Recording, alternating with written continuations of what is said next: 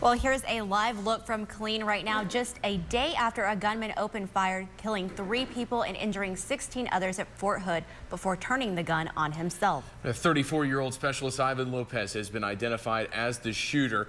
Investigators are now trying to figure out what sparked that shooting. At a press conference just a short while ago, officials say they're not ruling out anything at this point, but Fort Hood Senior Officer Lieutenant General Mark Milley said earlier today that investigators are looking into whether Lopez had a verbal altercation with another soldier or soldiers before Wednesday's shooting.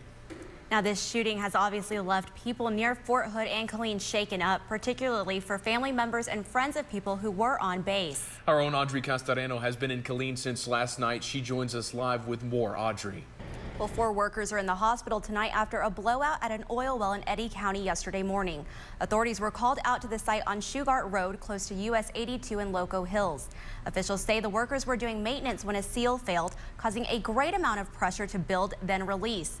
One of the injured was airlifted to Lubbock. The others were treated at local hospitals. Safety personnel from the companies involved were sent to assist state police with their investigation. New at 6 tonight, an Odessa woman is fighting for her life after police say she was shot by her boyfriend last night. Now that boyfriend is behind bars. Justin Creed joins us from where the shooting happened with more. Justin. At tomorrow morning's Commissioner's Court, Midland County will make a decision on a grant from the state for body cameras for the sheriff's office. Now, originally the grant was proposed to the city police department, but they passed on it, and the sheriff's office showed interest. Now, the grant is for $17,000. At this time, it's not clear what kind of body cameras the department would use. Several other law enforcement agencies in the state currently use body cameras.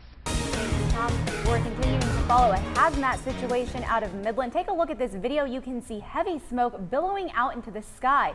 Now, apparently there was an explosion right before flames erupted, and thousands in the area were even left without power. It happened earlier this afternoon off Rankin Highway and I-20. Justin Creed has been out there following the situation. We begin our team coverage with him, where he's standing by live with more. Justin.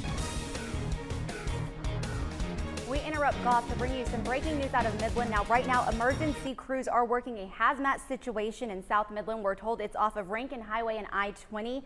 Thank you, Justin. Now, like you heard, southbound Rankin Highway is closed. Any other traffic conditions, we will post those on our Facebook and website, newswest9.com. We're also told that a lot of electricity in that area. A lot of people are calling in and saying that they don't have lights, electricity. That is because of this situation. So we are working to get all of that confirmed for you, trying to get as much information out to you as possible. Like I said, stay with News West 9, newswest9.com, our Facebook and Twitter pages. And Elisa Nieves and Justin Creed will have a live report tonight at 6. But for now, we'll return you back to Goff. Well, officials add another person to the list of those who died after a massive mudslide buried a residential community in Washington state, bringing the death toll to 4. 18 people are still unaccounted for as crews on the ground and in the air search for survivors. This couple you're seeing is from right here in the Permian Basin. That's right, Eric Baker and his wife Emily decided to sing a song from the Disney movie Frozen. Pretty good video. They actually have some really good vocal cords. Well, Andrew will be right back with sports. This is actually the road. You can see that it's coming up to my ankles. There's actually a flood gauge behind me. You can see it's 2 feet and it's still coming down. The estimated population for the city of Midland is somewhere in the area of 120,000 people. While some may think that's too many, the city of Midland says they're preparing for even more. Although the plant sits on the state line some 40 miles away from Andrews city limits, people who live there say they still would have liked to have been notified. Right here on the 600 block of West 4th is where police spotted the suspect's vehicle and arrested White. He has been charged with murder. Big Spring police tell us the investigation is ongoing. Now, they say it's a quiet neighborhood, but Monday morning things were a little different. That's right, guys. We spent some time with the Martin County Sheriff's Office, which is part of the Lone Star Fugitive Task Force, as they searched for those who were on the run. If you've been on any social media the past few days, you've probably seen it. This Midland city limit population sign's been altered to give a different message. I'm from Dallas, and I think it's a little ridiculous. So do you agree with this sign? Yeah, there's quite a few people here in Midland now. It's no secret that we're growing and that we're growing at high rates. People who have been here for 5-10 years or even longer, they can see a real change. And it's that change that's frustrating some who live in the tall city. That really makes it hard to drive around town. The estimated population for the city of Midland is somewhere in the area of 120,000 people. While some may think that's too many, the city of Midland says they're preparing for even more. The city's planning everything so that we are ready if we hit a population of 200,000 by the year 2028. So we're expecting to see consistent growth. Consistent growth that's put Midland on the map, being recognized by such names as Forbes and CNN, not only for growth, but also the unemployment rate. And the city says Midland growing didn't happen overnight. Every decade, we have seen consistent growth with the exception of the 60s. Still, the tall city's growing pains, while frustrating to many, could be worse. If you compare Midland to Dallas, there's not too many damn people in Midland. Go to Dallas for a weekend and see how they like it there. You know, I threw the truck and drive and I took off. That was Eric Perez back in December. And this Here I am facing 5 to 99. is Eric Perez now. Perez crossed over 3 county lines in a span of 7 days back in December and January. I think it was New Year's Day. I got pulled over in front of the airport and I ditched the car again and took off running on foot. Then a few days later, Perez ran again. I was at Kelly Grimsley in Odessa, and I guess they saw my picture on the news, and they went in there trying to apprehend me, and I ran again. But the next day, he was finally caught. I guess that's whenever the marshals came, and I heard them pull up in front of the house. I looked out, and they were jumping out. I went to run out the back door, and they got me. Now Perez is back in Martin County, bench warranted on the string of charges he racked up during his week on the run. I'm looking at a felony 1 aggravated assault on a public servant and another evading charge.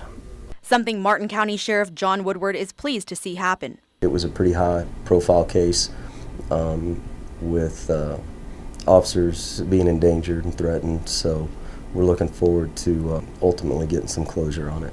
Perez knows he's facing serious time and has a word of advice to those who may be tempted to also run from the law. So you're just running straight to prison.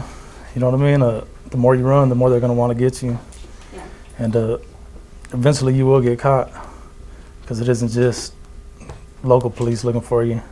It's going to be everybody, wherever you run to. The saddest part of this being Haley and her remains being found is that beautiful smile that you see up there, we're never going to get to actually see.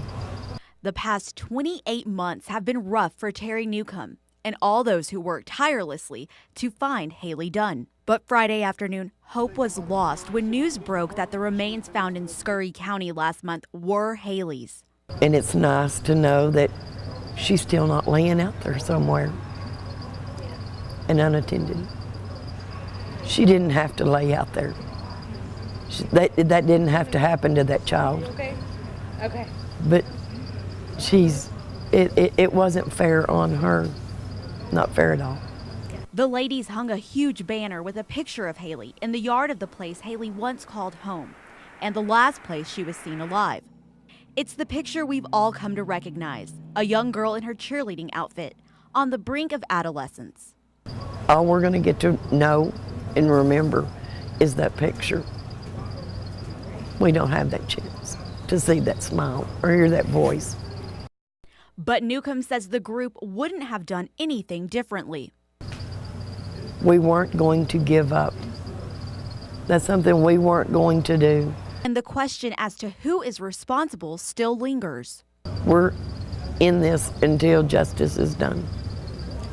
The only person of interest in the case is Haley's mom's ex-boyfriend, Sean Atkins. We called Atkins' lawyer, but our calls have yet to be returned. We also went to Atkins' mom's house in Big Spring, but no one answered. However, Newcomb was quick to say this isn't the time to start pointing fingers.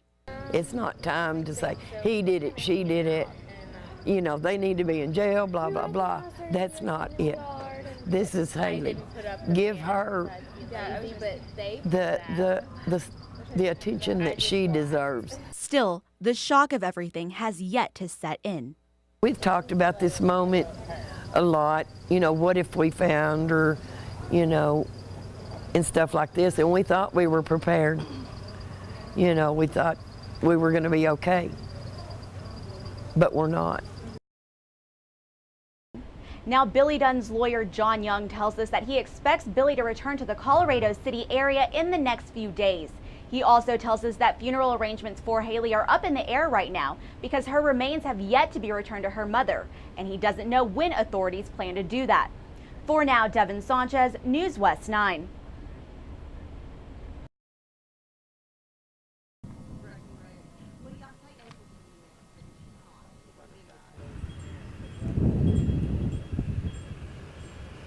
¿So ellos ya se van?